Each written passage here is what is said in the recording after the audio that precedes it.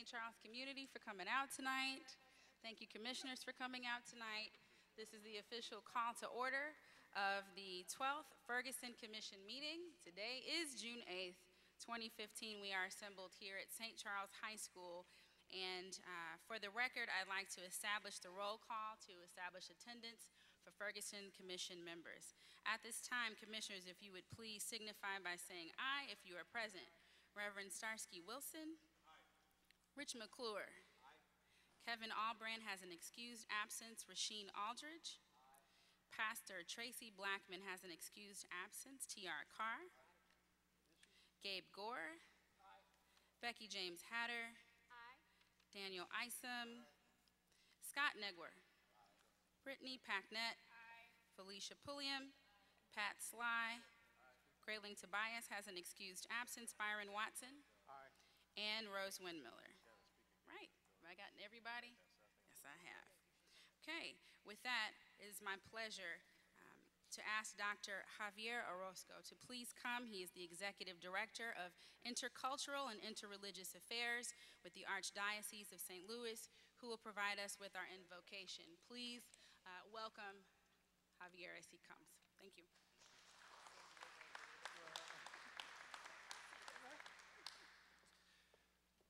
Good evening, and thank you for having me here today and giving me the opportunity to open our conversation with an invocation.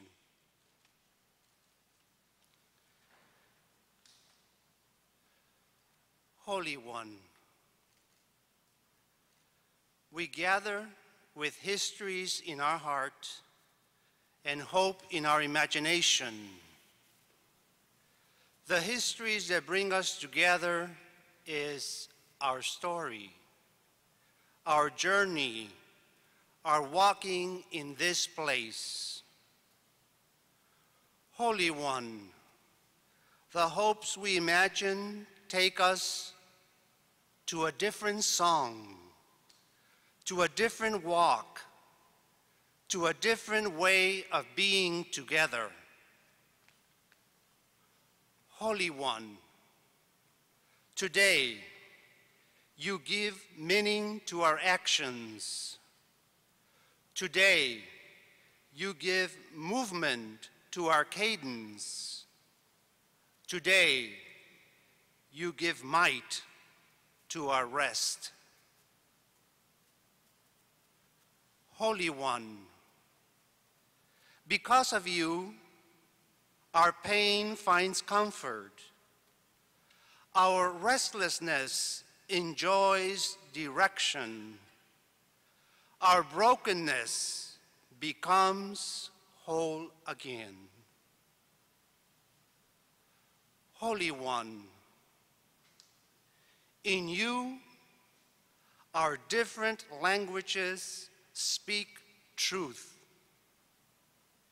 In you, our skin tone reveals justice. In you, our common struggle discovers peace. Holy One, how good it is to gather in your presence.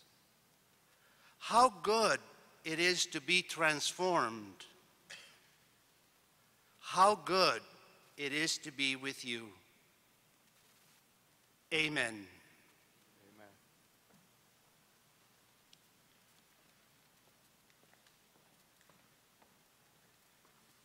Thank you, Dr. Orozco. Thank you for that welcome and that very thoughtful invocation. We are very grateful. We're pleased to be in St. Charles County and at St. Charles High School. We are very grateful for the opportunity to be here to talk about issues that are important to our region.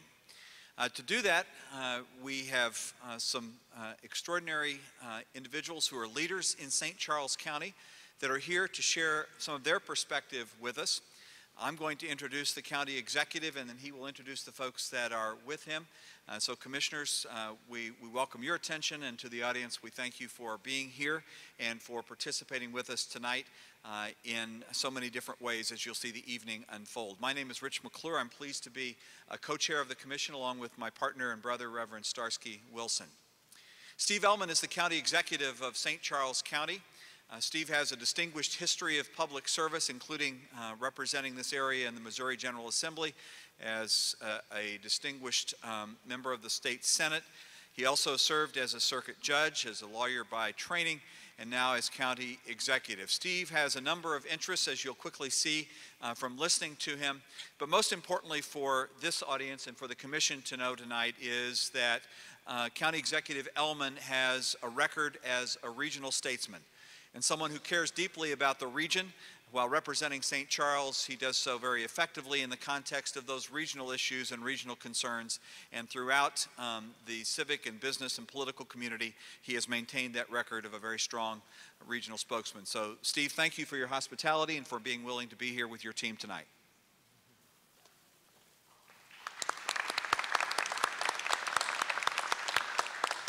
Chairman, members of the commission, thank you for being here. Thank you for the time that you're putting in on this effort. I know it's very time consuming, and we do appreciate your efforts. On behalf of the people of St. Charles County, I want to welcome you here. And the first thing, well, what we're going to do is present to you several things that we have been doing in keeping with your topic tonight, which is children. We're going to present to you several things that we've been doing for the children in this county. We think some of them might be useful, if you agree, in other parts of the region. We're also interested in suggestions you might have of how we could do a better job. So without further ado, I'm going to introduce the first person. We're going to come up one at a time. They're going to introduce themselves. But before we do that, I'm going to introduce the Mayor of St. Charles, Sally Faith.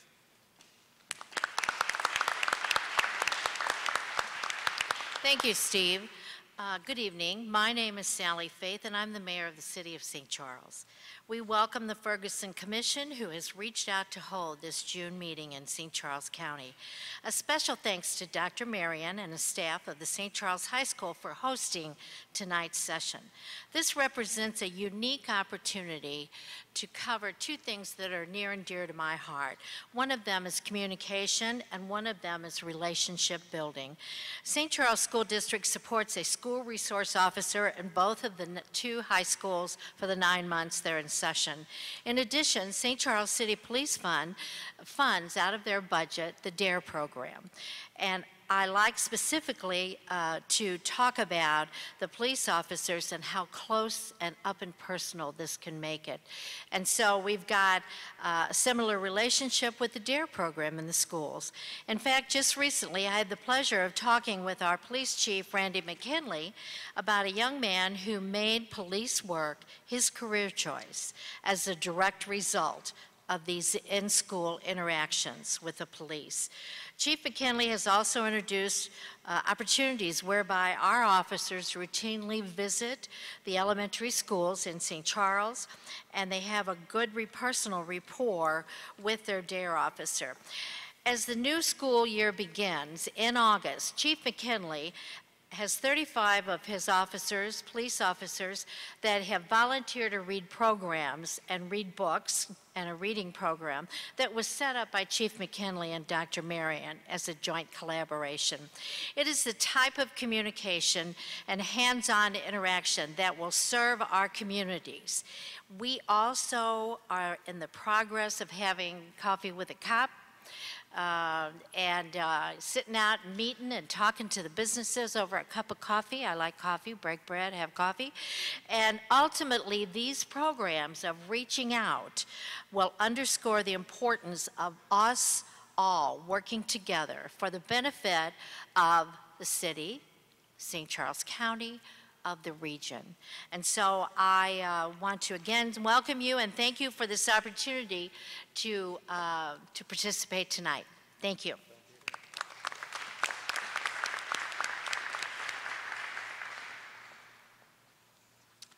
Good evening. Thank you for being here. My name is Jeff Marion. I'm the superintendent of the St. Charles District. And I just want to personally thank you for the work you're doing. And it's my pleasure to have you have you here with us tonight.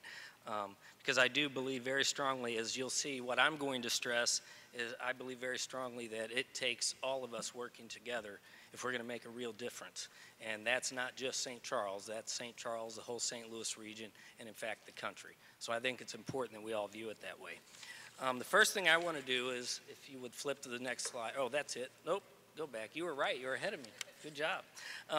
I think one thing we're focusing on that I think is relevant to the topic tonight is, like every school district in America, we have the same challenge with closing the minority achievement gap. And we're working hard to do that, and we're making good progress, in fact. I will tell you that we're doing something that I think fundamentally will help us identify children who may be falling behind more quickly, and that's our standards-based grading system that changes fundamentally how we assess student learning and puts less emphasis on busy work and puts more emphasis on what they can actually know or be able to do and be able to practice, and giving them a chance to retake, retest until they get it. Because if they leave us without their academic skills, we have failed them. So that's something, and I don't have long, I'd like to talk longer about that. But I think fundamentally that's going to be huge in our efforts to close that gap and help all children learn. If you'll go on to the next one, please. As I said before, I believe that strong communities require strong schools, and strong schools require strong communities. It's a partnership that's for better or worse. You can't separate the two. If you want a good school district, you have to have a good community. If you want a good community, you have to have a good school district. And I have to use the mic, apparently. Thank you. And the next slide, next few slides will show some things that we're doing to make sure we engage the whole community in helping the whole child. We have an unprecedented coalition in St. Charles County. Matt Miller's here tonight. Wave your hand, Matt. He was instrumental in getting this together from faith-based organizations. But this is our coalition of school personnel and all the agencies in the county, churches, all the mental health providers in the district or in the city. We all work together for a common goal that when we have a family, a child that is not being able to succeed in school for whatever reason, they're hungry, they don't have adequate support at home, they don't have clothing, whatever they need, we try to bridge that gap and meet their needs through the Neighbor Helping Neighbor Coalition. So it's a way to connect people with services, and most importantly, it's to help those. We have a service coordinator that walks side by side with those families in crisis and mentor them to help them get out of the cycle of living crisis to crisis. So if we provide help and assistance to them, we don't just say, good luck, take care. We continue to work with them with the hope that they can break that cycle and not repeat that. So we're really trying to focus on that. We paired that with our Care to Learn program. And here's some example. I won't speak to this other than there's a list of all of our partners with Neighbor Helping Neighbor. And I think you'll get a copy of this too. It's quite impressive. Now, Care to Learn it's a 501c3 that was started by Doug Pitt. Yes, that's Brad Pitt's brother in Springfield. He started it there, but it was the same thing. This is a nonprofit that is focused solely on helping students with health, hunger, and hygiene. And they can fund, it's a big organization that we take donations, and we immediately, with no red tape, get assistance to students for health, anything health, hunger, hygiene related, so that they can be successful in school. That, working with our Neighbor Helping Neighbor, has really enabled us to basically meet whatever the needs are of our families that's keeping the kids from getting to school or learning. Next slide, finally. Some other additional things that we're doing. We have a truancy diversionary process where we have kids, we identify them early, they're starting to have chronic absences, and we try to have diversionary conferences that does include juvenile justice officers, but also includes social workers so that we can try and identify what is causing the absenteeism and how can we interject and connect with services so they don't get to a truancy referral in the court system. King Court, another thing started Hardin Middle School, and Dr. Gettemeyer, the principal there. When we have kids that get into trouble at school that ordinarily they get arrested and be sent to juvenile court, we have a program where they can go before a jury of their peers in school and get consequences rather than a referral to truancy. Keeps them out of the system.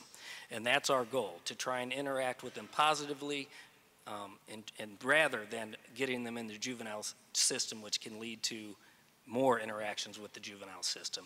And finally, Mayor Faith mentioned our police reading to elementary students to help build positive relationships and contacts between the police and our students. So we're very proud of the things we're doing. That's just a few. I'm talking really fast, but absolutely I'd be happy to talk to any of you in more depth about any of these things and many other great things we're doing. Thank you.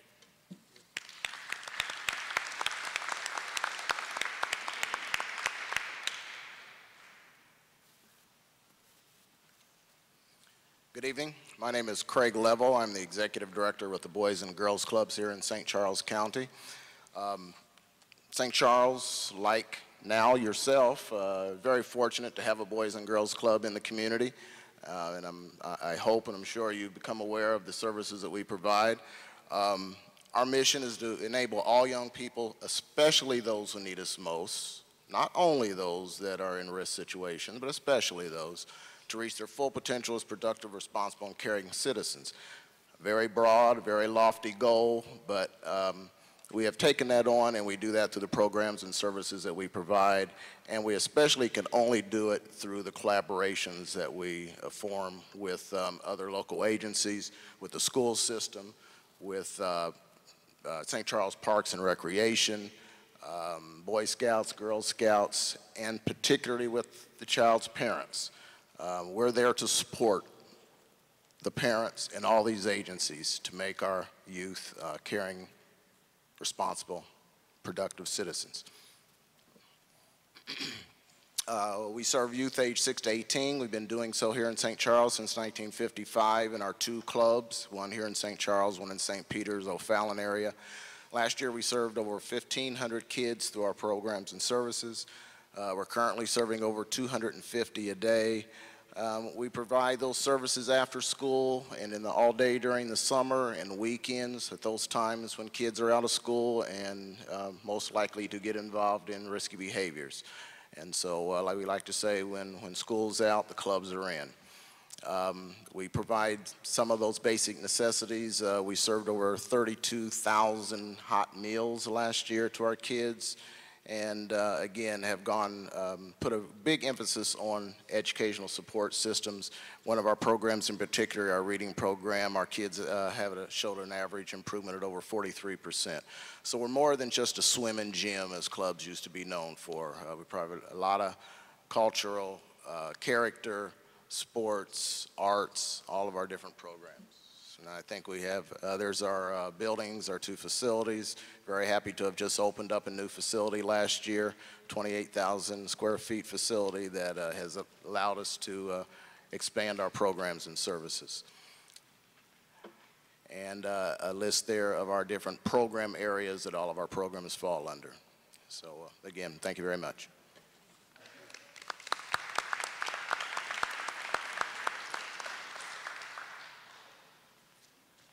Good evening. My name is Ken Simmons. I'm the Juvenile Officer, Family Court Administrator, St. Charles County. And I wanted to talk to you a little bit about what we're doing with the Juvenile Detention Alternatives Initiative, JDAI for short. St. Charles County officially adopted the JDAI philosophy in 2011 when we began receiving federal funds to implement the philosophy. And there are several different tenets of the philosophy, but primarily what we wanted to do was to reduce the number of youth that were going into detention, as well as the amount of time that those youth were spending in detention. I think all the research will tell you, you put a juvenile in detention one time, and that juvenile is at higher risk to go back to detention. So we also wanted to make sure that we improve the overall conditions of our detention center. Rather than having a facility that just simply housed juveniles, we wanted to make sure that we were providing the appropriate services for them while they were there. Colleen? We wanted to make sure that we also involve the community in providing those services for the juveniles. We began a collaborative in which we had participation from the school district and from other service providers in the community. And we gathered on a regular basis to discuss some of the programs and some of the things that we could institute. For a long time, St. Charles County and the juvenile justice facility was kind of separate from everyone else. And again, we wanted to involve the whole community and form a collaborative by which we could provide better services for the kids. As a result of that, we have now in-house medical services. So all the juveniles that are detained, compliant with the Supreme Court rule, those juveniles receive the appropriate medical services while they're in detention.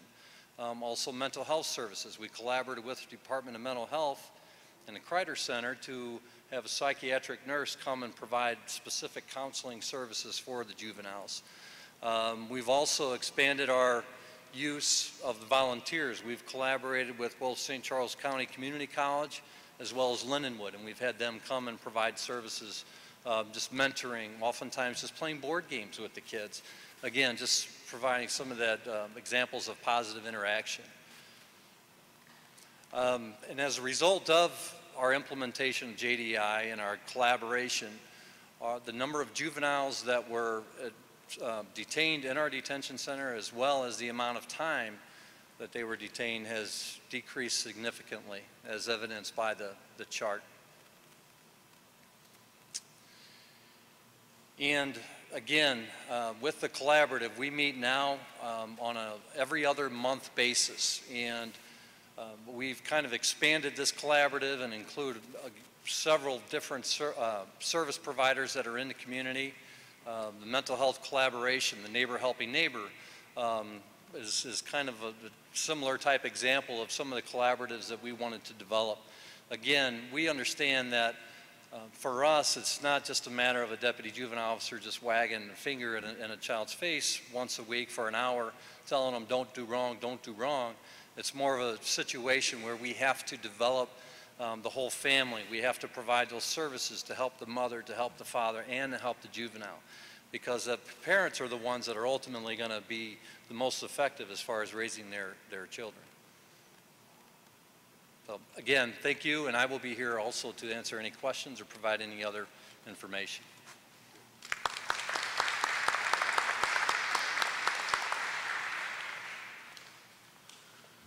Good evening, members of the Commission, Reverend Chairman, Mr. Chairman.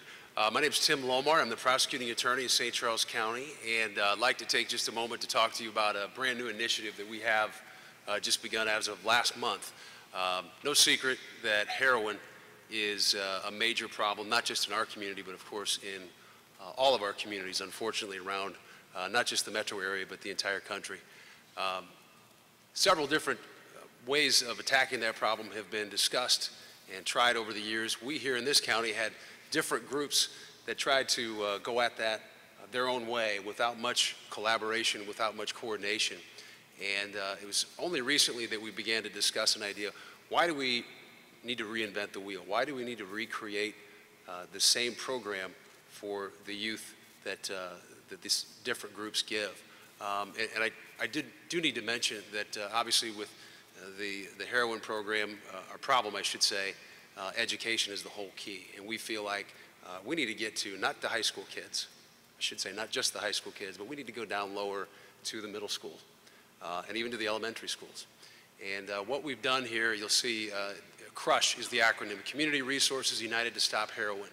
This is a collaboration of law enforcement professionals, treatment providers, community leaders, healthcare organizations, and local school districts, all of whom are part of a coalition designed to educate and empower our community's youth. Next slide. We have several events that we have in place.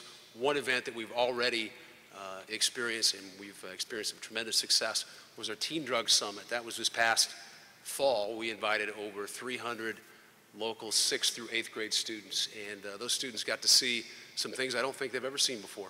They got to hear from some actual recovering heroin addicts. They got to hear from undercover drug enforcement officials. They got to hear from me. They got to hear from families of victims of heroin overdose, all of which was designed to give these kids a very real dose of what heroin is and the danger it is to them and to the community. Next slide. We have been fortunate enough to partner not only with the professionals and the organizations in our community, but we've also been supported by the Drug Enforcement Administration, the local 7-state district, has agreed to help underwrite our Teen Drug Summit and provide other financing options. So we feel like we've got a great idea that's just getting off the ground. It's got a lot of room for growth, but we're very excited about the directions that it may take for our community. Thank you.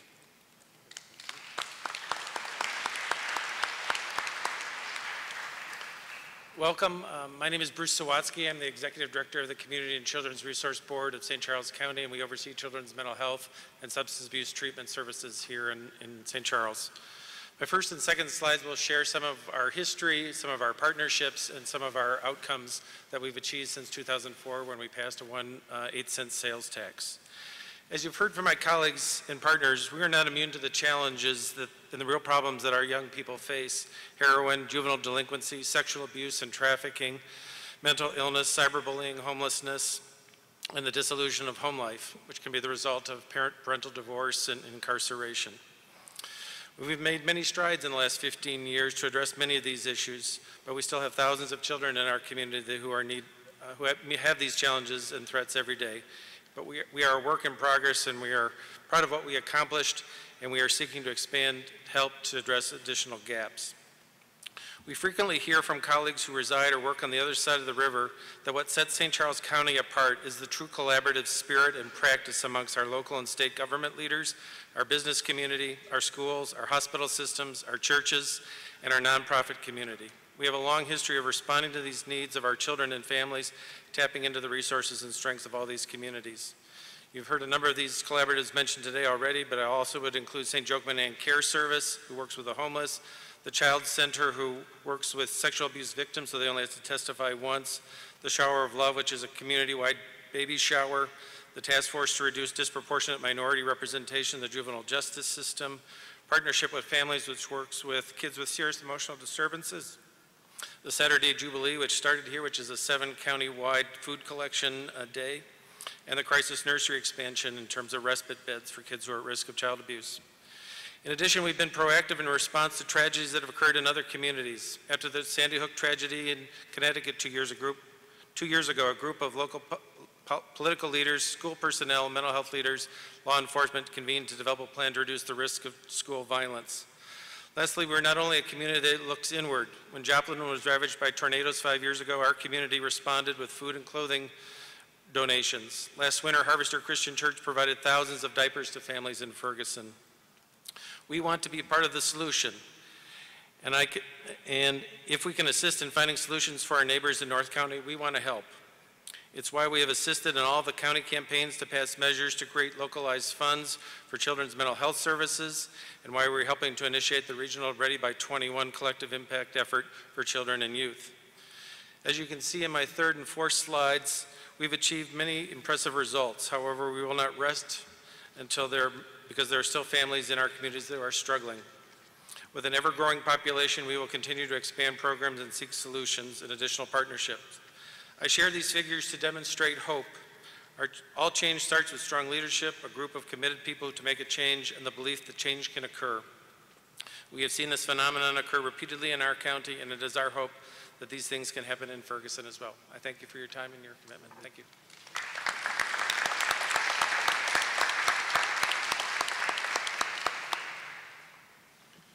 I'd like to thank all our presenters and thank you for your attention. I've been asked to sort of pull everything together here and talk about how these various programs do or may impact policy.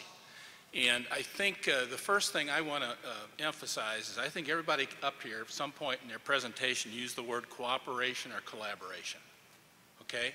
And I'm, as Bruce suggests, we're very proud of the fact that we have been able to work together and cooperate with the schools, the not-for-profits, the various governmental entities. But one of the reasons we can do that, one of the reasons we can have school resource officers in every school, one of the reasons we can have a heroin task force, like Tim's told you about, is because we have 7 police departments, okay? We can get 7 police chiefs together and talk about doing a heroin thing, okay? We only we have 5 entities that do school resource officers, okay? But you know what? All those entities are large enough they can afford to finance half of the cost of the school resource officer, and the school does the other half. I've been doing some checking around, and as far as I can tell, the only high school in the region that doesn't have a school resource officer is Normandy High School.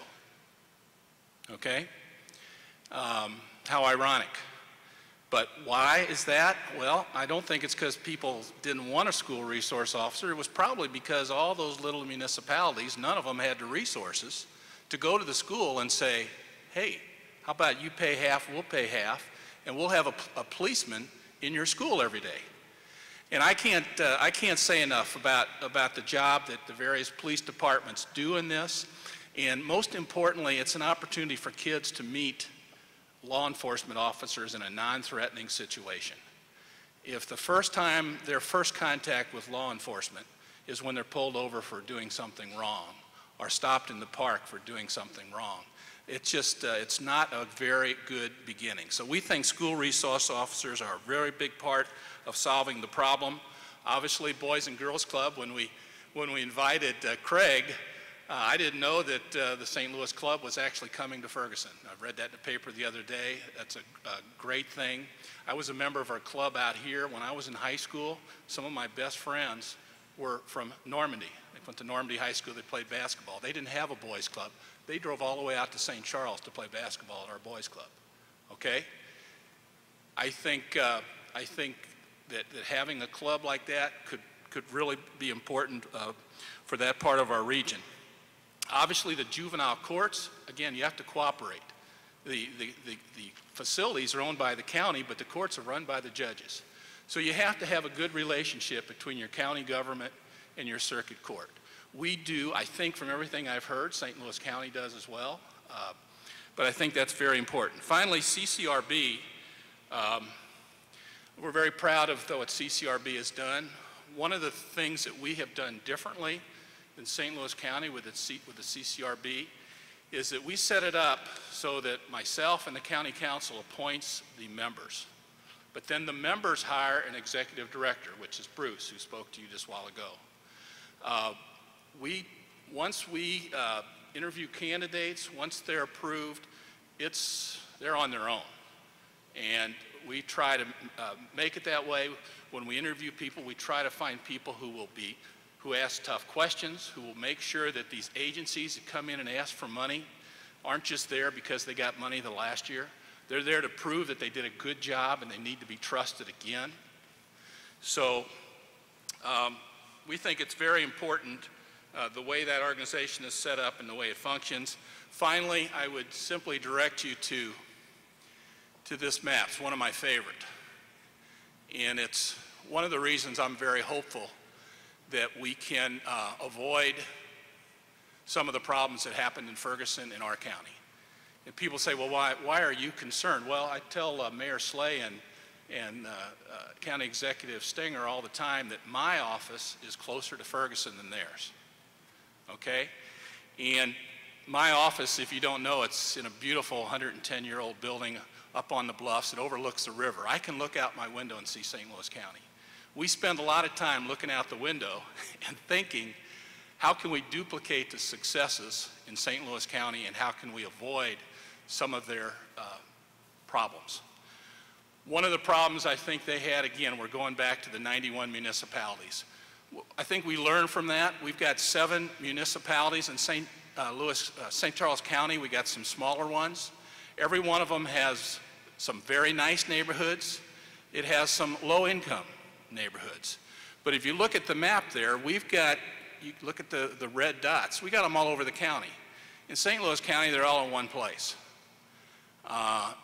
I'm very hopeful that in the future, because we have that dispersion of low-income people around the county, we won't have some of the problems that you all are looking at and dealing with. And of course, again, we can do that because we've got large-sized municipalities, and they can go ahead and make sure that in each city there's all types of neighborhoods for all types of people.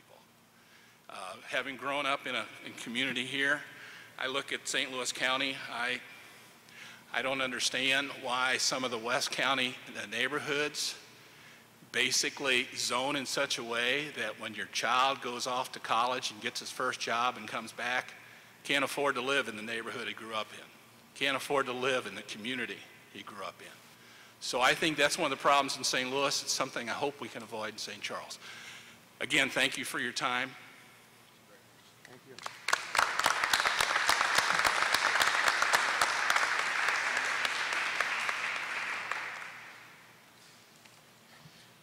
Thank you, County Executive, for your leadership and for bringing together this embarrassment of riches and collaborative leadership.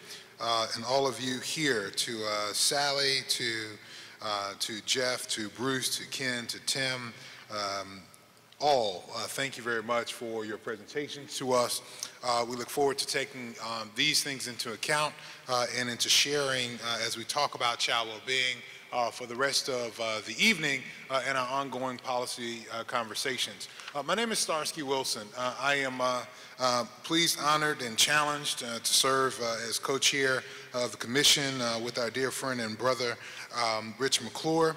I'm really here to kind of set the stage for tonight. You've already seen a good bit of what we're going to be doing. As we talk about the work of the commission, it really takes interest as we think about the last few presentations. It takes most significant interest in the structural and the systemic and the policy recommendations that are made because this is our charge. To give a sense to study the root causes and systemic and structural inequities in our entire region. So in as much as we hear about solid, positive things happening in one location, we also have responsibility for being thoughtful about the entire metropolitan area. And so we want to shine a light, and we also want to hear from people throughout the entire region. And so tonight, we'll take some opportunity, with this being our first time in St. Charles, to ask some of you who are here questions that we have asked folks in St. Louis City, folks in St. Louis County, those who have participated to date, and we've been able to get their feedback. We're going to take the opportunity today not only to focus on child well-being, but also to ask you some of the same questions we've asked others so that we have a full data set, if you will, and the perspective of people in St. Charles as well. As we've undertaken to do this to date, we focus on the areas of municipal courts and governance, on citizen law enforcement relations, on economic inequity and opportunity, and on child well-being and educational equity. As we do this work, we are consistently reminded of the far-reaching impact that an investment in our youth can have in all of these areas. The county executive got to it at the end as he began to talk about the economic impact in neighborhoods and what impact that has on collaboration and St. Charles being able to move forward. It is fitting for us to be here because, as you have heard and as you saw in Bruce's latter slides, as we look at the kids count report from the NEEKC, of the 115 counties in the state of Missouri, St. Charles consistently ranks first or second in child well-being. Now, of course, there are all kinds of reasons for that. Some of it has to do with the collaborations you've heard about. Some of it has to do with the economics of the region and the opportunities thereof. And so we recognize all of these inputs for child well-being, and we're thoughtful about them as we order our own work and make a commitment to those who we serve in this region, particularly those under the age of 25. In our work to date, we've been thoughtful about how these young people thrive in their daily lives, including growing and developing to their full potential, retaining the ability to be children, and preparing to become fully contributing adults.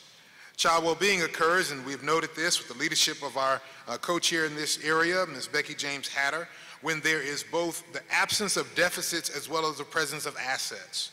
It is not enough to address one end of the scale and not the other. Our region's youth, 25% of the population for the region, face a number of negative trends when it comes to investment in their future. Even here in St. Charles, the region's star for child well-being, 1,735 children and youth receive mental health services subsidized with public support. 1 in 5 youth in the state of Missouri still live in poverty. 2 in 5 African American children still live in poverty in the state. And a recent study shows that not addressing the economic mobility of poor children will decrease United States gross domestic product by 4% per year over the lifetime of those same children. That's $7 trillion. So as we focus on children, we recognize not only that we must care for all children and each child, own that they are all of our children, but we also recognize that as we care for our children, we care for our entire community and care for the economics thereof. Now I want to take a point of personal privilege here. I'm reminded on this particular day, I came here today from New York City, and I had the occasion yesterday to be with the historic congregation there, where an elected official visited the congregation. And this elected official came talking about the great things that have been done in the recent weeks in the U.S. Senate, particularly for the African American community, big wins for the African American community. And the pastor of this historic congregation, almost 200 years old, more than 200 years old now, was very appreciative of that. But then when that elected official began to walk away and pack his things up to leave church, because you know, come in, give you announcements, and you leave, that pastor was concerned to ask that elected official, who was a statewide elected in the U.S. Senate, about one thing. He asked him about accountability for Officer Pantaleo, who was the officer who choked Eric Garner to death. That community gathered in its historic position in the African American community for the entire nation was pleased with things like the appointment of Loretta Lynch, but they were concerned about the status of that officer and reform in the New York Police Department. We're thoughtful about this, especially as we think about children. I'm very personally moved by this because this weekend we also saw, and just before I came here, I heard a report of Brandon Brooks. Brandon Brooks is the 15-year-old white male who was at a swimming party on Friday and decided to use his phone to make YouTube video of his friends. He found out about the party on Twitter, and when he got there, he began to see an argument between a mother and her daughter. Then the police came to be called, and the police seemed to respond to everyone around but him, locking up students and ultimately taking a 14-year-old swimsuit-clad young black girl, slamming her on the ground, sometimes by her hair, and sitting on her. That didn't happen in Dallas, where I'm from. It happened in McKinney, just outside of Dallas. Dallas, where I grew up, is much more like North St. Louis in North County. McKinney is much more like St. Charles. And so we're reminded that these issues are everywhere, and the impact of the work that we have must be relevant for our region first, but there are people watching throughout the nation, and this work must remember where it began and where it can go at any given point throughout time. It could go back to the park in Cleveland where Tamir Rice, a 12-year-old, as we talk about child well-being, was shot by police. And it could create more work for Nicole Lee, one of our visitors here today, who is a coordinator, former president of the Trans-Africa, and now coordinating with the Black Movement Lawyers Group that has been trouncing across the nation from place to place, being thoughtful about police accountability because they know it impacts the next generation of children. And so as we're thoughtful about this work, and as we open up to your comments on tonight, we want to remember the great things that are doing and shine a light that we are doing throughout the region in particular places, and know that we must do them throughout our entire region for the sake of all of our children, the 624,000 children of the region, not just those in a particular place. And know that the great collaboration and coordination of our programs is good, but the accountability for policy is what will make their lives better.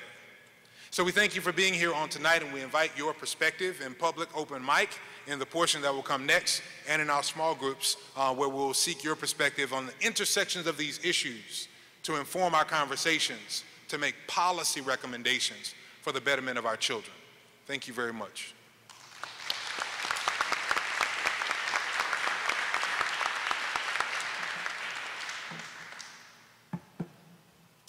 Good evening, everyone. How is everyone doing tonight? Great, awesome. So as Reverend Starsky Wilson just said, we are going to do public open mic. We have about 10 minutes, so I'm trying to get through these as fast as I can. Everyone will have 2 minutes. Please keep in mind 2 minutes as we are trying to get everyone to speak, as many people to speak as possible, and we do record your comments as well. This is something that we do include in the report. So please keep in mind 2 minutes, and I also ask that you introduce yourself, first name, last name, and also if you could spell your first name for our court reporters so that we make sure to acknowledge you correctly, okay? First, we will have Scotty Addison, and right after Scotty Addison, we will have, is it Brandon Roediger? And right after Brandon Roediger, we will have Nicole Lee. Again, please keep in mind 2 minutes as we want to have as many people speak as possible, okay? Thank you. Scotty?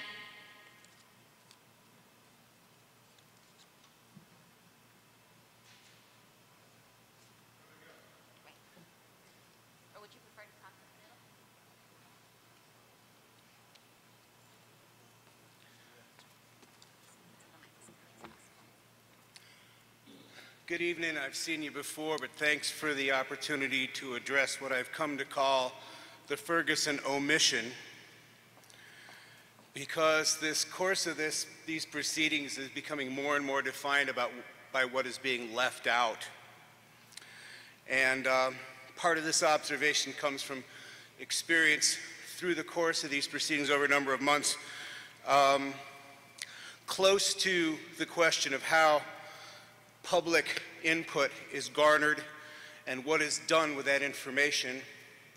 And I kind of go back to the beginnings of public participation. I didn't invent it, but I was kind of close, and I'm a planner, so that's very much the heart of that practice.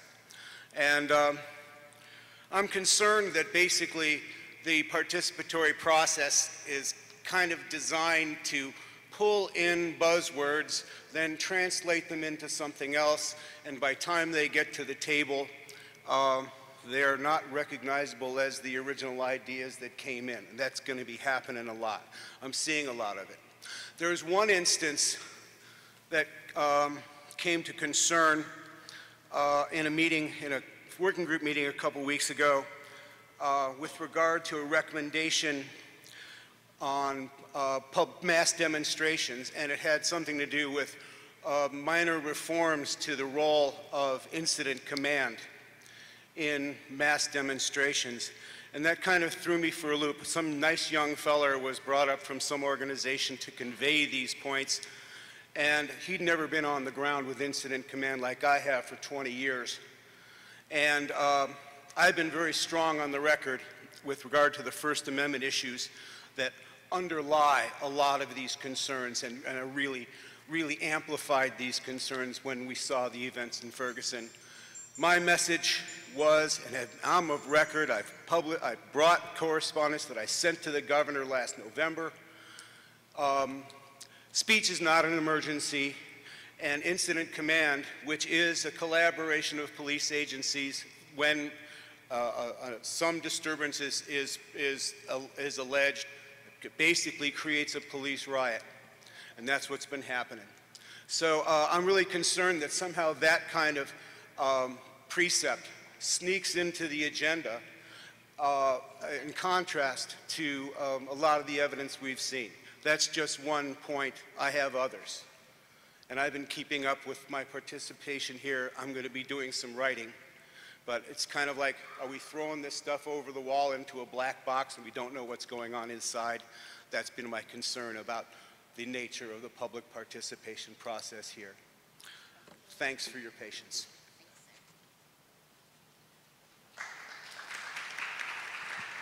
Thank you. And Brandon Roediger?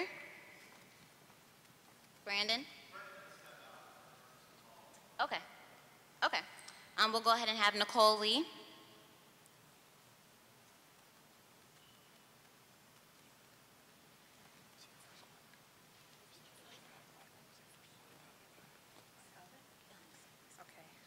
Hi, Nicole Lee, Nicolelee.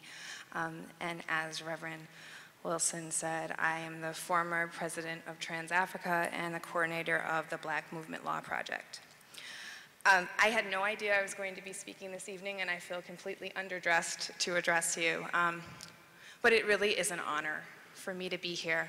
I am a civil and human rights attorney and have been a national spokesperson, but I'm really nervous, in part because I think that this is sacred space and the work that you all are doing here is so important to the rest of the country. I do not live in St. Louis County. I don't presume to understand all of the issues, but I do know that you have been the greatest teacher in the last year for our society, for our communities all over the United States, and I thank you for that. I stepped to the podium tonight to say I have learned so much and have tried to provide a little bit of my understanding about human rights and civil rights to the region through my work with Arch City Defenders. I have been studying through interviews with people all over St. Louis County about the impacts of the municipal courts, not just on their civil and political rights, but on their economic rights. And what I've found through my work is that so many, especially women with children, have had their lives completely decimated by their interactions with the municipal courts. So I look forward to hearing the conversation about the municipal courts this evening. And a caution, from my perspective, having worked in every country except my own for the past 15 years, and now coming back and looking at my country, a caution about the municipal courts. As I look at how the courts have perhaps not been designed but have been used, I think about countries that I've seen on the continent of Africa, and I've seen our government caution other countries in using some of the exact same methods that are used in St. Louis County. And so in some ways, if St. Louis County were a country, the State Department would be wagging its finger at us saying, what are you doing? Even taking away aid, even if we really needed it. And so I caution because I know that the people of St. Louis County are much better than the results that they're getting from the municipal court system. So I really look forward to hearing the conversation about that. Thank you. Has Brandon returned from the bathroom? Restroom? No? Okay.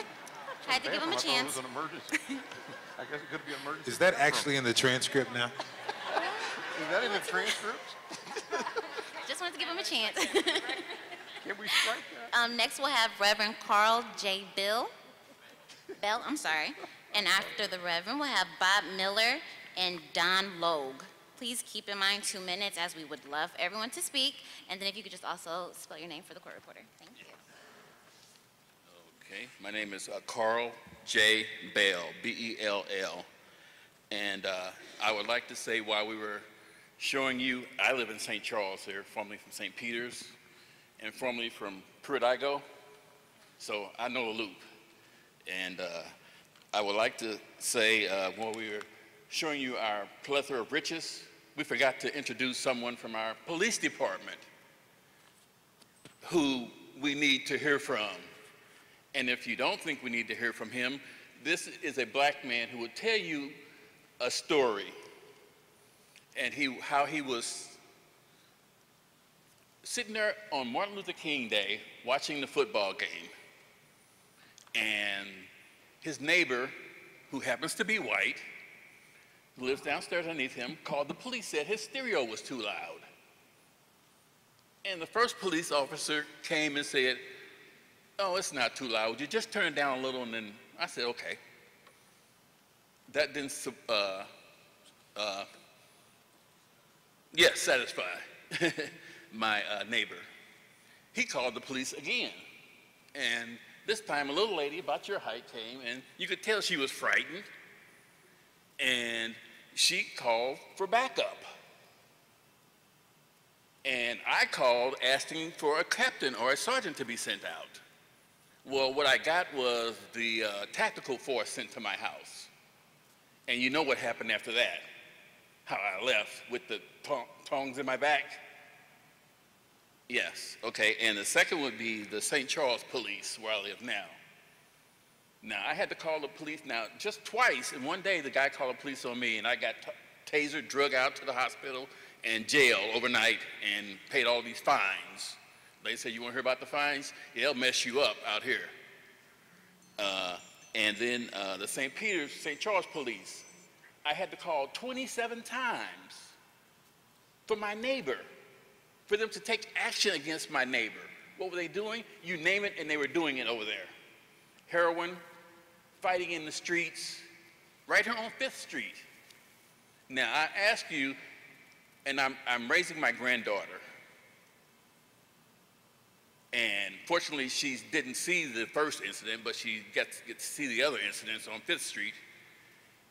If she walks, and she grows and she sees the police treating her grandfather like this, coming in the house, manhandling him, and he has no authority and no say-so in his house for doing what? Playing the music too loud?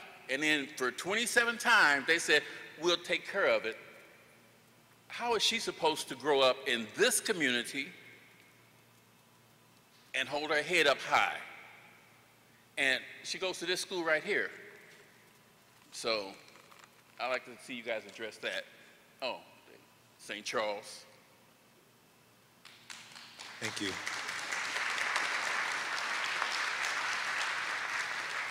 Bob Miller.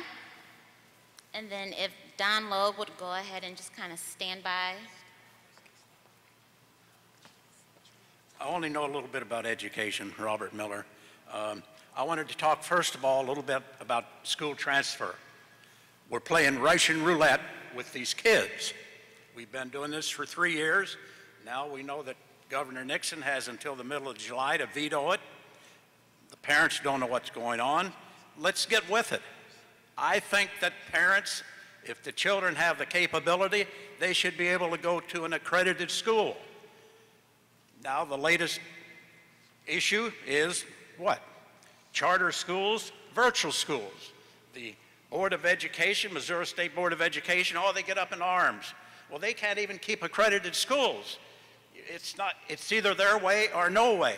Well, let's get this thing straight and give kids, if they qualify and parents want, get them out of this until we get these schools corrected where they should be corrected in the neighborhoods. And then I want to talk a little bit about No Child Left Behind, which was started by President Bush. That's why it's bad. But President Obama has never wavered on his education. I remember 2007 where he beat out Hillary Clinton, and he said on the stage at the in Iowa City, in Iowa, the caucus up there, we need teacher accountability. We need student accountability. We need Common Core.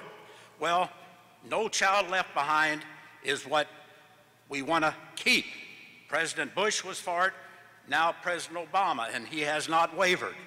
Versus the Student Success Act, which will turn control back to the states.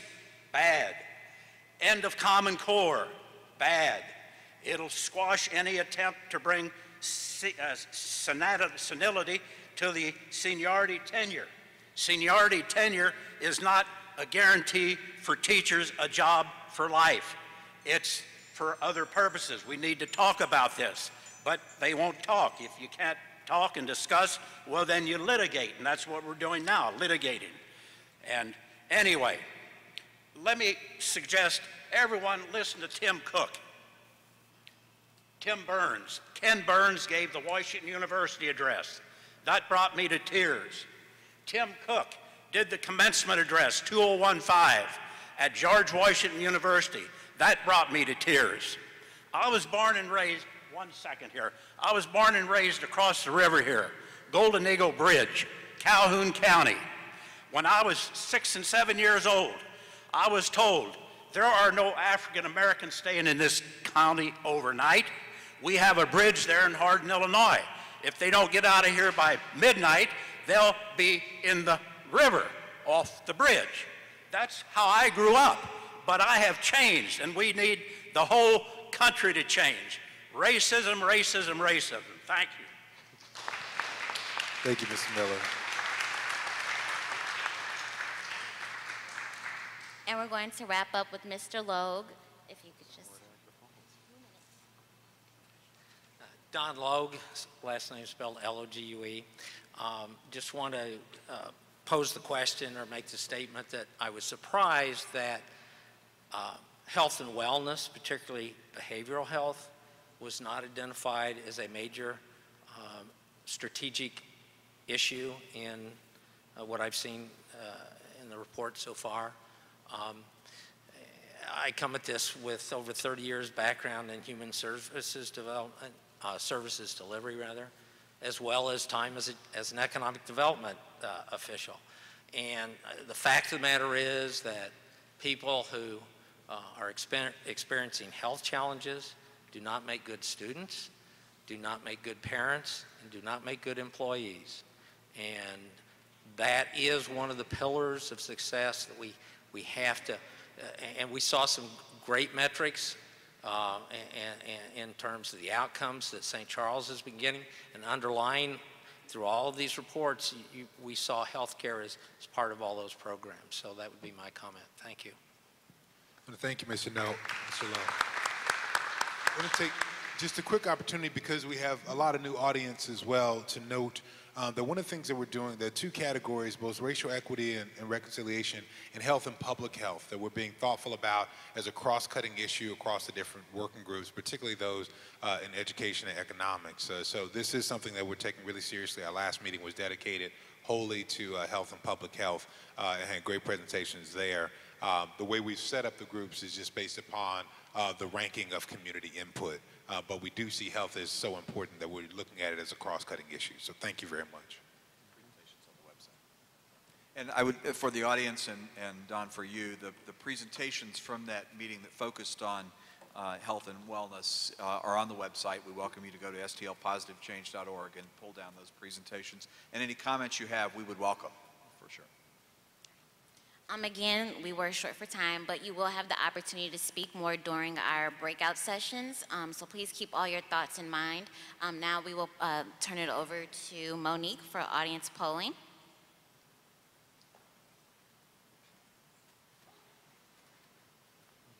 Out of courtesy, Brendan, you were called. Would you like to speak? Sure. Okay. Okay, thank you. For Beth. All right, good evening. How's everyone again? All right, so you'll see you have volunteers and staffers who are going to be giving out keypads right now. So as Jerica shared, Monique Thomas, Assistant Director, Ferguson Commission, and I typically do the polling. So you'll see later on in the recap report, we typically ask and get a sense of who's in the room, and also get your opinions, your thoughts on some of the topical considerations. This time we're doing something a little bit as a retrospect to give us a little bit of a cross-section of St. Charles. And so Reverend Starsky Wilson alluded to the fact that we're going to be or actually directly mentioned that we're going to be going and recapping, reviewing past questions that we've asked in other regions. In the case that we have a little bit more representation here of St. Charles folks. But generally, even if that's not the case, we're about 100 days away from our final report submission, and we want to get a sense of how true or how real, how consistent the questions we originally had are here and now. And so just to see, does everyone have a keypad in hand? Raise your hand if you do not. Okay. So we'll get that. We'll wait a moment until everyone has.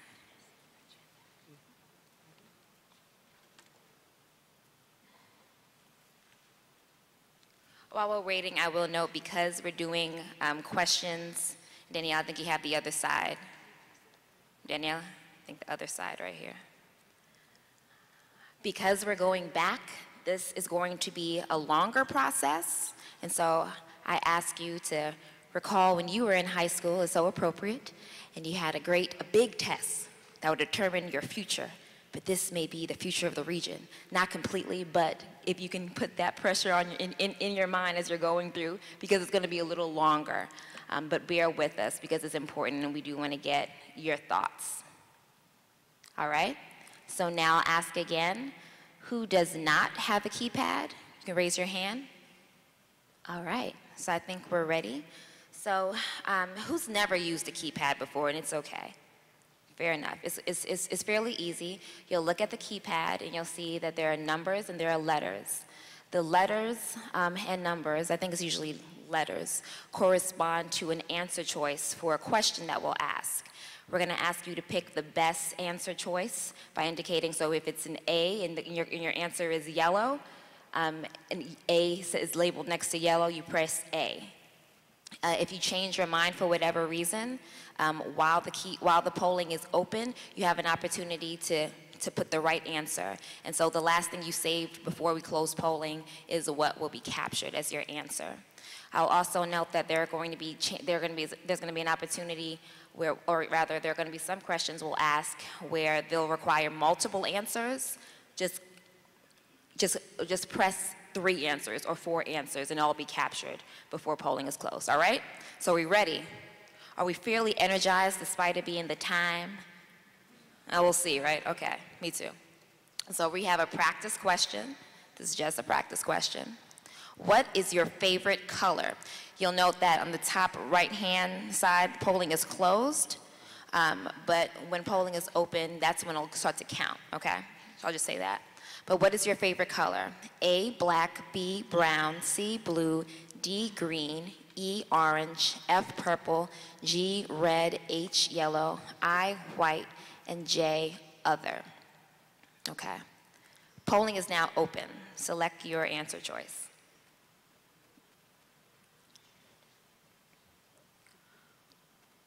On the bottom right indicates how many seconds you have left until the polling is closed. So you have about 15 seconds left.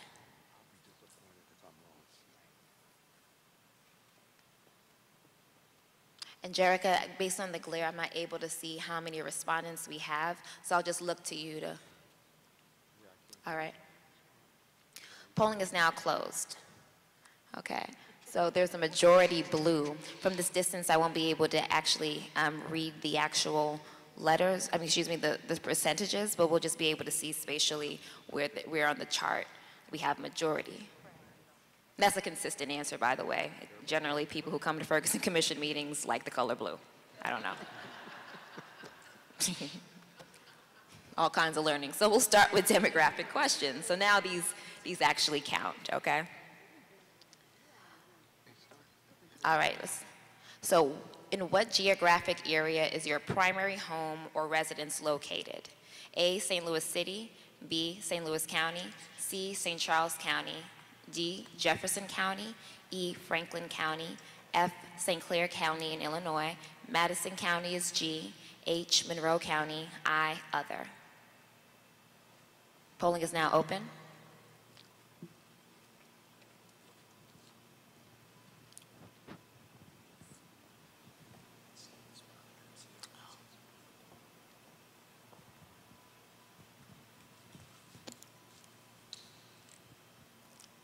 One second left. All right. Have nearly 4 out of 10 of you in St. Charles County, and that is a significant overrepresentation of St. Charles County. Typically, it's the city and the county, so we do have who we need in the room to get a sample for the rest of the questions. All right. Let's go to the next. In what geographic area is your primary work and or school? A, St. Louis City, B, St. Louis County, C, St. Charles County, D, Jefferson County, E, Franklin County, F, St. Clair County, G, Madison County, H, Monroe County, I, other. If you're retired, you can indicate I as other. Polling is open.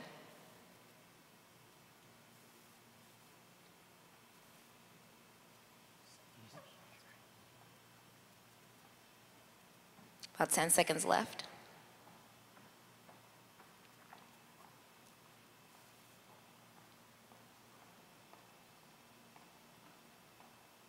Okay, that's consistent with the last question, about 40% St. Charles County. Next question. With which gender do you identify? Please select one. A is female, B is male, C is other, and D is decline. Polling is now open.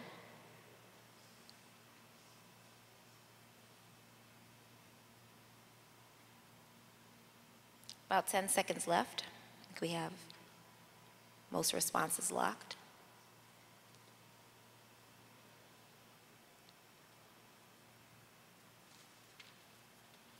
Okay, almost directly split. A few declined to answer, but generally we're split fairly equally between males and females. In what age group do you belong? Select one. I like to caution that this is, again, it's anonymous, so you can feel free to tell the truth. Select one. A, under 21, B, between 22 and 34, C, between 35 and 44, D, 45 to 54, E, 55 to 64, F, 65 and over, and G, you can choose to decline. Polling is open.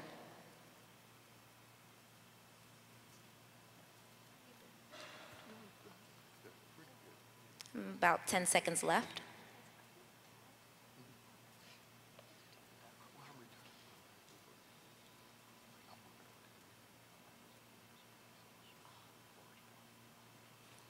Thank you. Okay, so 34% of you are between 55 and 64, and then generally split, only 5% under 21. Next question. How would you describe your ethnicity or race? A, white, B, black African American, C, Hispanic, Latino, or Spanish origin, D, Asian, E, American Indian or Alaskan Native, F, Native Hawaiian or Pacific Islander, G, other, H, decline. Polling is now open.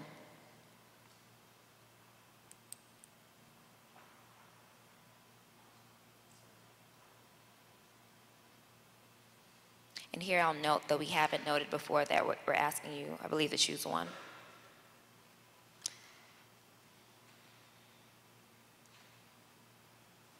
Okay. 66% of you are white, have identified as white. Okay, now we're going into our engagement and outreach questions. Basically, how did you get here? So we'll just go to the next. This is the 12th meeting of the Ferguson Commission.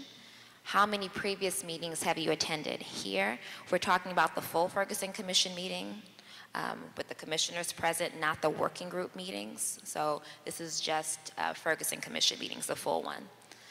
So how many previous meetings have you attended? A, none. This is your first meeting. B, 1 to 2. C, 3 to 4. D, 5 to 6. E, 7 to 8. F, 9 to 10. And G, 11. You've been to all of the full Ferguson Commission meetings. Polling is now open.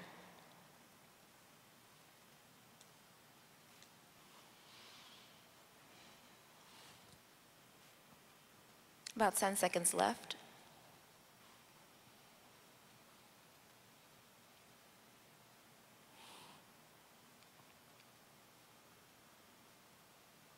Okay, welcome.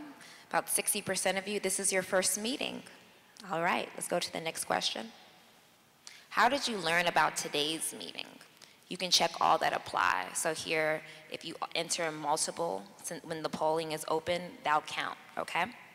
So A, Facebook, B, Twitter, C, email, D, newspaper, E, radio, F, word of mouth, that's a friend, coworker, relative, someone you know, G, Ferguson Commission website, stlpositivechange.org, and E, other. Polling is now open. Select all that apply.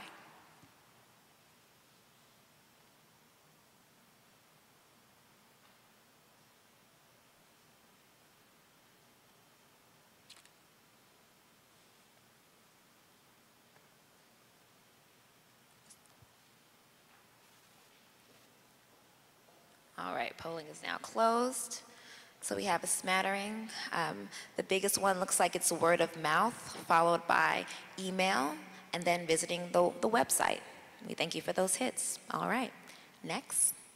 How would you rate your interest in the work of the Ferguson Commission? A, I am very interested. B, I am generally interested. C, I am not really interested. Polling is now open.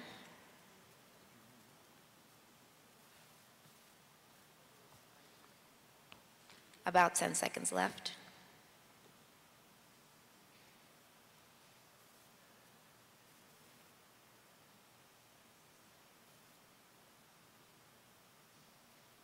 Okay, polling is closed. 70% of you are very interested, 24 are generally interested, and 3% of you were invited by your friend that you heard about the meeting. You have no interest in being here, but kind of thought it was a free kind of barbecue or something, got lost. All right, so next. How would you rate your interest in the work of the committees? Committees here are the working groups, okay? A, I am very interested. B, I am generally interested. And C, I am not really interested. Polling is now open.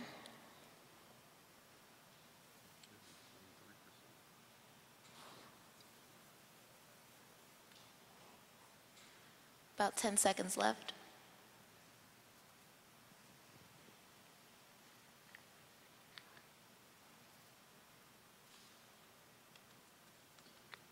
Okay. 66% of you are very interested, 30% generally interested, and more people not interested in the work of the committees. That's 6%. Okay. How would you rate your involvement in the work of the Ferguson Commission working groups? A, I am very involved, indicated by attending most or all meetings. B, I'm occasionally involved, attending a few meetings. And C, I am not involved at all, so you've never been to a working group meeting. Polling is now open.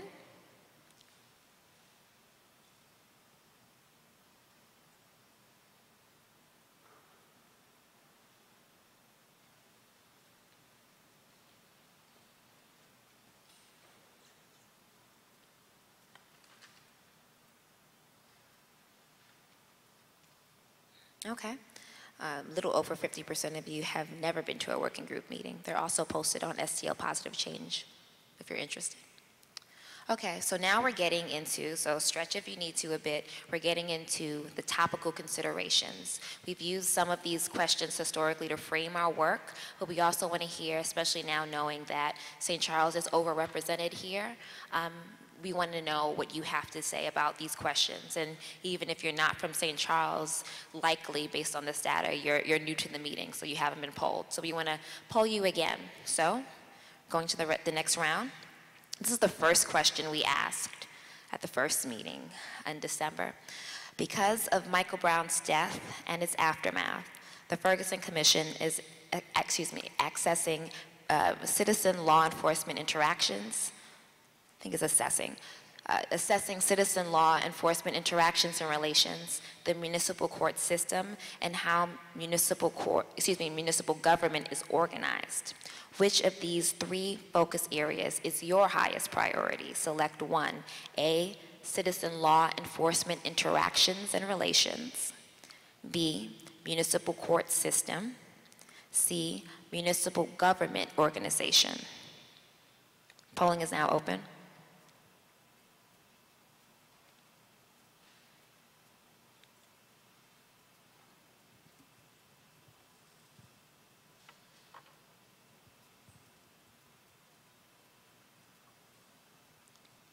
About 10 seconds left.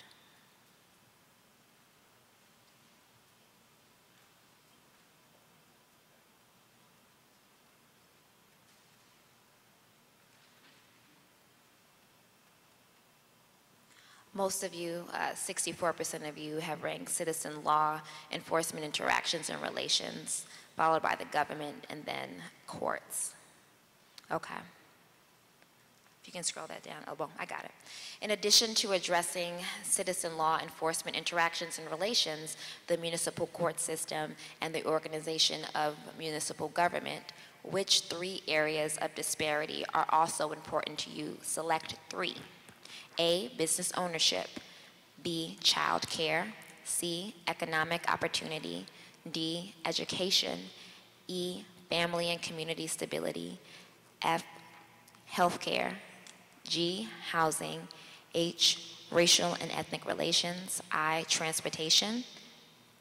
Polling is now open. Select three.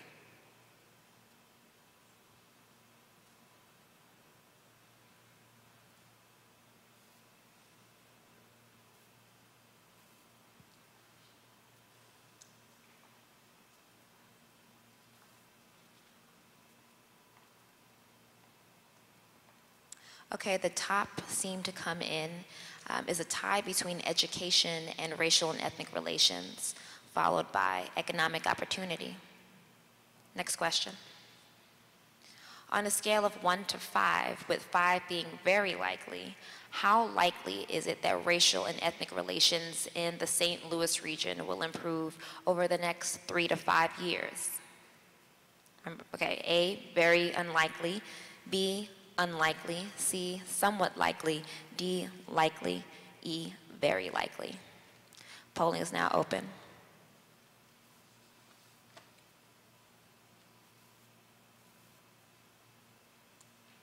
About 10 seconds left.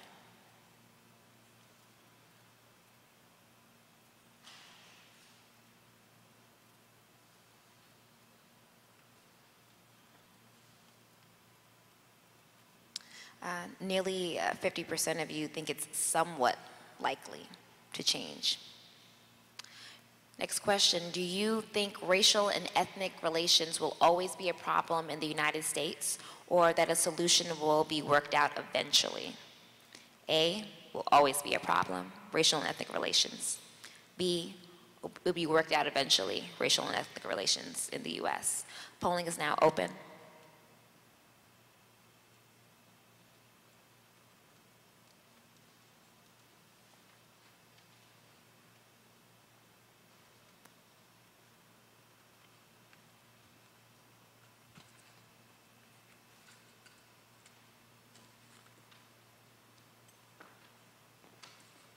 %70 of you think it will always be a problem. So I will let you know that the next set of questions will continue to ask about racial and ethnic relations, as one meeting was completely dedicated to racial equity and reconciliation, so we're interested in these. These are statements. For the sake of time, I'm going to read the A through E choices once, so you choose your best answer. So the first one, I tend to avoid conversations about race. A is strongly disagree, meaning I will talk about it anytime. B, disagree. C, unsure. D, agree. E, strongly agree. So I would rather not talk about it, conversations about race. Okay? A, strongly disagree. E, strongly agree. Polling is open.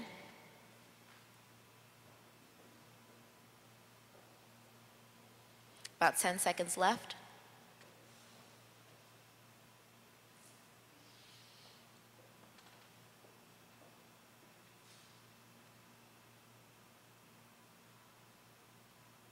So 42% of you are very comfortable talking about race. About 2% of you are really not as comfortable talking about race. I think reverse discrimination exists. A, strongly disagree. E is strongly agree. If you're unsure what that is, you can put unsure. About 10 seconds left.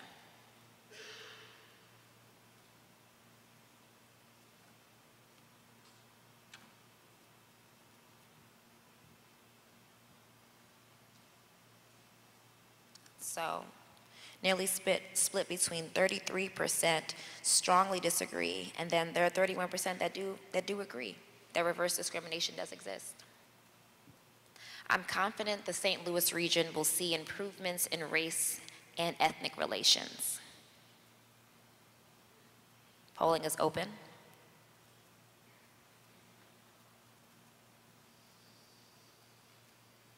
About 10 seconds left.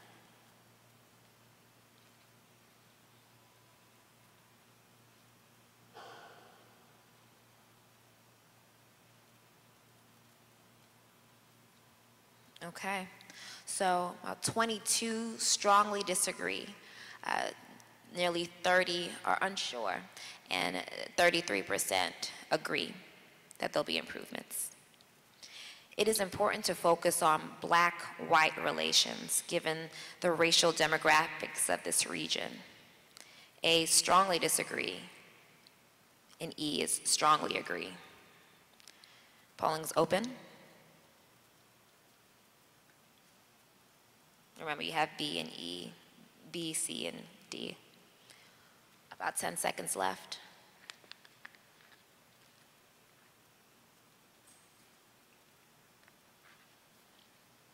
Polling's closed.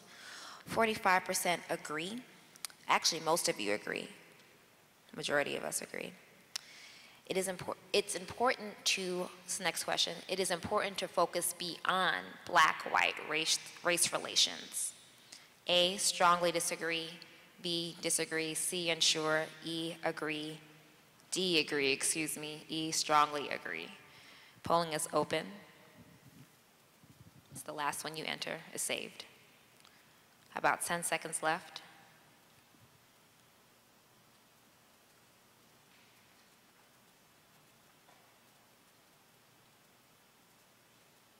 Again, consistently, we found this the last time that most agree with that, even though it's almost like feels like the flip of the last one, to focus beyond black and white. So the goal of our work should be achieving a colorblind society. A, strongly disagree. B, disagree. C, unsure. D, agree. E, strongly agree. Polling is open.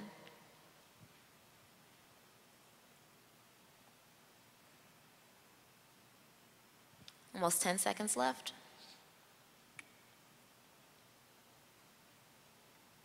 Almost 5 seconds left to get your answers in.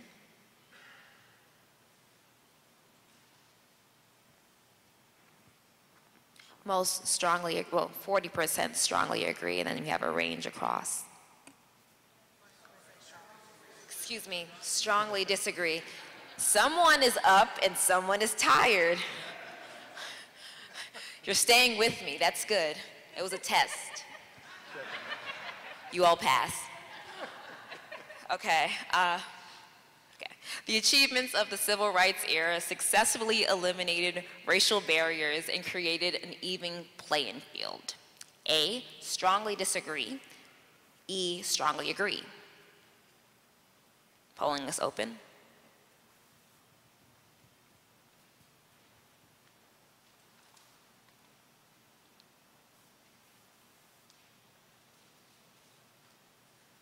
Less than 10 seconds. But most answers look like they're in. Yeah. 72% of you strongly disagree that we're not done. Okay. People of color sometimes carry negative beliefs about themselves and other members of their race. A, strongly disagree. E, strongly agree, in that range. Polling is open.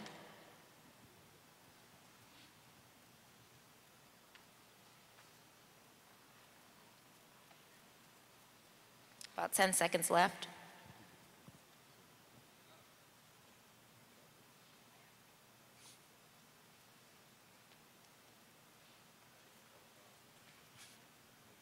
Okay. Most agree with the statement, a majority.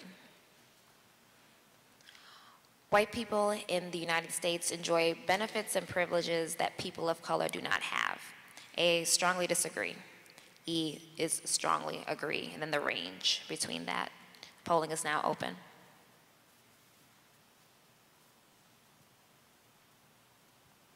About 10 seconds left, if you haven't answered.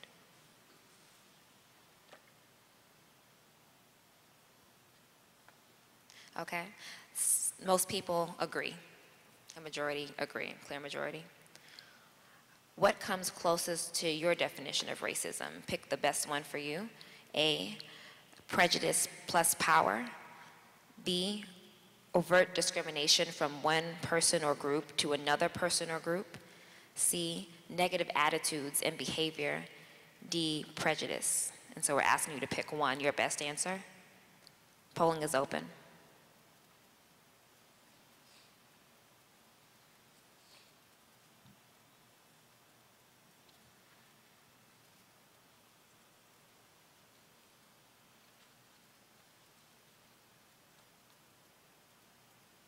About 10 seconds left.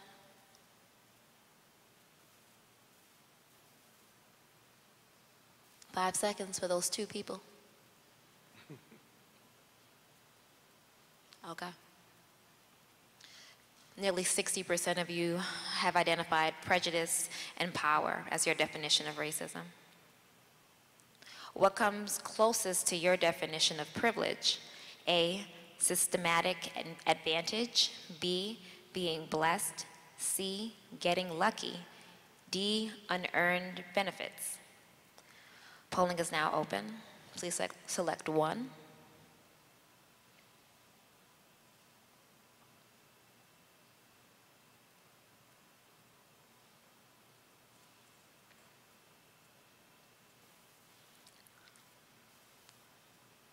About 10 seconds left.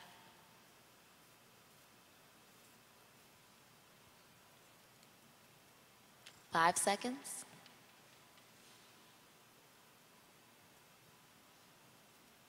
Oh. Nearly 85% of you identified systematic advantage as the definition of privilege. Okay, now we're getting into the health. So we've completed the racial and ethnic ones. For those 3% that are very uncomfortable discussing race, that is kind of put to the side for a moment, and now we're going into health. Okay, so I'm not making fun, it's anonymous. So what 3 issues have the greatest impact on our community's health and well-being? 3 issues, so I'll read it slowly because there are 3. A, insurance coverage. B, ability to pay for health services. C, environmental hazards like air pollution. D, neighborhood safety. E, distance to the healthcare provider. F, ability to understand and use health information. G, access to fresh fruits and vegetables. H, stress. I, healthcare that is sensitive to cultural differences. Do people feel like they have the 3 in their mind? Should I read it again, or people feel good about that? Okay. Let's open it. Polling is now open. Please select 3.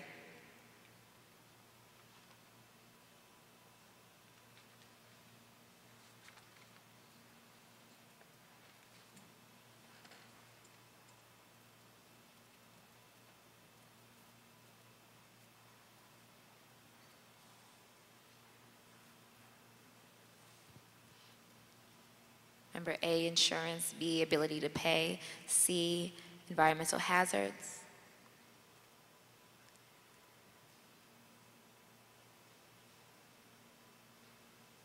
About 10 seconds left. It looks like some people just have abstained. 5 seconds. Okay. So our top issues, it looks like the ability to pay is first, followed by neighborhood safety, followed by stress, which is closely followed by insurance coverage if we had 4, but we don't. All right. Next. What 3 issues have the greatest impact on our community's ability to access healthcare services? So here we're looking at ability. A, having health insurance. B, cost of healthcare. C, transportation. E, finding a provider or a doctor that will see you. E, understanding how to find your way through the healthcare system. F, limited hours of clinics or doctors. G, being able to get time off from work. And H, how long wait before the doctor will see you or before seeing the doctor. Is that, people got that? All right, polling is open.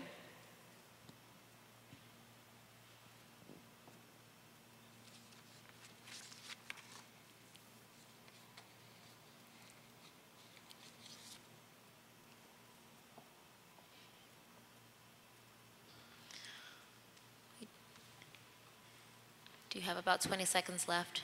I think it's about the same from the last question. I think we can stop it. Okay, the top answers. The first answer is cost of healthcare is number 1, followed by having health insurance. And then following is understanding how to find your way through the healthcare system. Those are the clear 3. So now we have about 14 more questions. Just kidding. Just kidding. Polling is now done. Okay. Wasn't so bad. Okay, so if you can raise your hand if you have a keypad in hand, please return those. And so we'll have lovely volunteers. If you can pass it to your aisles, not in the center, but to your side. You have volunteers that'll be collecting them. We do have to count those. They don't do anything but work the polling. So thank you. Tap your neighbor if they forget. All right. Thank you. Now I'm going to leave you in the very capable hands of our Managing Director, Bethany Johnson-Javois, to give you the recap from the last meeting. Yeah, we're going to change that. So due to time, please feel free to stay because we're going to start doing breakouts. So for tonight, again, my name is Bethany Johnson-Javois, Managing Director of the Ferguson Commission. And we want to now shift. It's time to hear from community. So we thank all of those who signed up for open mic. And just imagine that for the next 30 minutes, you are going to do open mic, but in 3 specific small groups. So we're going to explain it in this way. We will have one breakout that focuses on one of our topics that is cross-cutting, racial equity and reconciliation. That working group is number, which one, Monique? Forget it. Okay? So racial equity and reconciliation is meeting number 1. And before you move, just hold on just a second.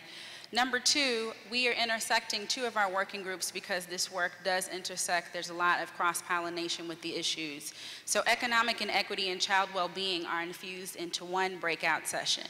So for economic inequity and child well-being infusion, that is breakout number 2, which is here to my left. Breakout number 2, economic inequity and child well-being together. And the final one, citizen law relations and municipal courts and governance are infused as well in number 3. We'd like to say this.